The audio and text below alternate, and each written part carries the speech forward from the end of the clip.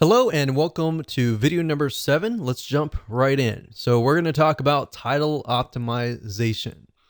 So this is extremely important because it's often the first thing that people will see as they are searching the internet.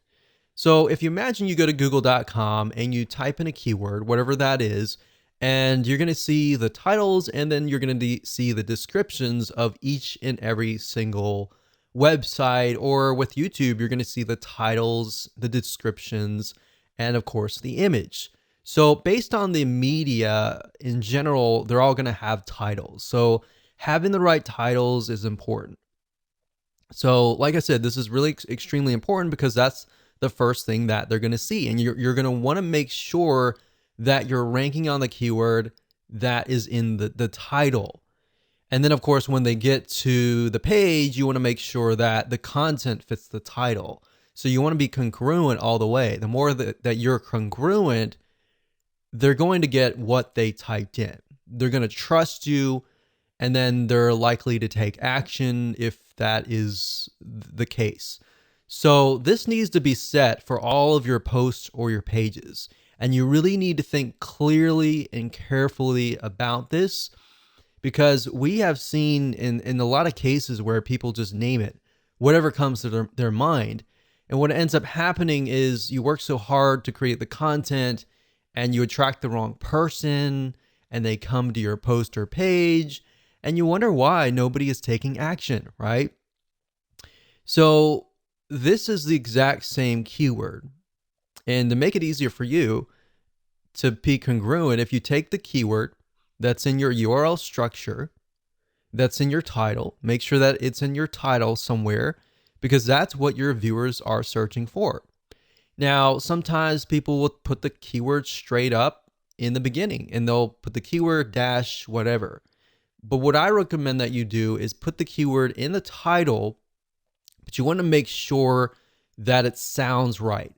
It's got to be human friendly first, and then of course secondary search engine friendly second.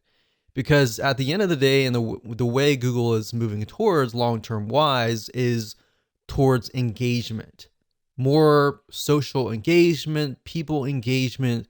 That is what is important to them. Because at the end of the day, if you think about it, their goal is for people to search, find what they want. So they want to make sure that they connect you to the right person. And all they really care about is they don't really care about you. They care more about the customer, who is the person who is searching, right? So as long as you're on the top 10 of the Google search engine for that keyword, and that keyword is appearing in the title, it's highly likely that the prospect will click through your website. Now, as basic as this sounds, I want to make sure that you understand that it's important. Most of your competitors are not really going to do this. And if they are, they're going to miss something along the way, right? What we've seen over the years is sometimes they'll have the title right, they'll have the URL structure right, but when people go to the content, it just doesn't make sense. So as long as you're congruent from the keyword to the title, to the poster page, to the content itself, to the call to action, to the product, everything is congruent from that point in the beginning to the end, you're most likely gonna gain the trust of the prospect, and you're most likely gonna get the conversion. That's the most important thing. So as long as your poster pages are related, you're most likely gonna see a higher conversion rate across the board, like I said earlier. Now, as a rule of thumb, your title should be no more than 75 characters long. You don't want it to be too long, because psychologically that will actually overwhelm whoever is typing things in.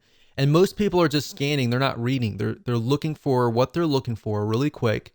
So if you have something short, straight to the point, you're most likely going to win as long as it's optimized and it's correct to that keyword. So now that we've talked about the fundamentals, let me go ahead and show you what you need to do to set this up properly. So we already briefly talked about the title, but this is your title, right? So a lot of times, let's say, for example, that the keyword is places to find credible freelancers. Sometimes you'll find people do something like this: places to find credible freelancers. And then of course they'll put the keyword first and then they'll put a sentence. You can do that if you want to. There's no proof that it doesn't work, it works, or anything like that. But you definitely want to make sure that it is human friendly first and foremost. So in this case, ours is 10 different places to find credible freelancers online. Or we could do something like top 10 places to find credible freelancers.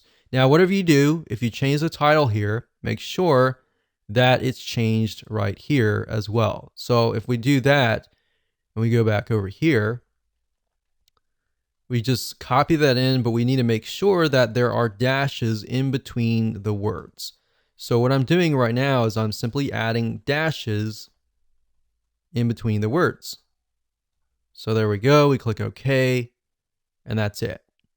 So the title is crucial. Now, I'll show you later down the road where you can use 2 WordPress plugins, which you can add more data, like the metadata, the description data, and all of that. But for now, by default, if you don't have those WordPress plugins, what the search engine will often do is they'll grab the title. So we'll click update, and that's it.